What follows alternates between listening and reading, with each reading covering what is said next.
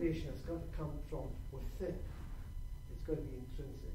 So we might start by giving them rewards. We might start by doing that. But at some point, the student has got to want to do it themselves. And that's the important thing. That they need to feel that they can do it. That's why the term disability is, in many ways, not very motivating. That we're talking about getting them to believe that they can do it in their own ability. I was sitting in the bakery today after my afternoon talk to parents, and I was just sitting working on this presentation here for tonight, and so I better change some slides and so on. And there's this lady sitting next to me. She was very stressed. I could see. I just looked at her. I said, "That woman is stressed." I was going to offer my card and see if I could do some work for her. And she was toying over books, and all these books about music. I've actually forgotten. Again, I forgot the point I was going to make, but never mind.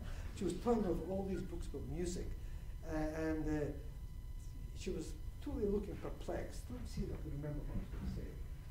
Oh yes, that's right. So I was really perplexed, and she said to me, "Do you know?" I mean, I don't know why. I was sitting here having a tea and whatever it was, soup, and she says, "Do you know anything about music theory?" I says, "Music theory? I'm a Scotsman. How do music? I don't know a thing about music theory." So you look, she maybe saw me playing with the slides and thought, "That one looks intelligent. He must know music theory." But she was wrong. And she was toiling over this and saying, "I've got to prepare something." She was quite young. She was a teacher, actually, a music teacher. "I've got to prepare this presentation, and I need to include some of the theory. I can't find it." And she had all these musical sheets. And I says, I actually gave her free advice. I says, "You look very competent. When I looked at you and I saw all these books, you looked as though you could control over that situation. That you know exactly what you want." Some students don't. Some people are trying to do something, but they don't know what they're trying to do. They don't know what they want. They don't know where they're going to go. You know your end product. You know what you've got all your resources here. I can see that. And you know your journey. You know what you've got to do to get it. So all you've got to do is be patient, and you'll get it. Take one step at a time. And she started smiling. And by the time I finished my soup, she was saying, "I'm getting it. I'm getting it." What I did, without even knowing it, is I helped her to believe in her own ability. I don't even know her name. I helped her to believe in her own abilities. And research shows that a lot of children with dyslexia attribute their success to their teacher. I'm able to read, but I've got a great teacher. I've got a great LDA specialist, Wilson tutor. That's what I do. That's what I'm doing. They've got to be able to attribute to themselves.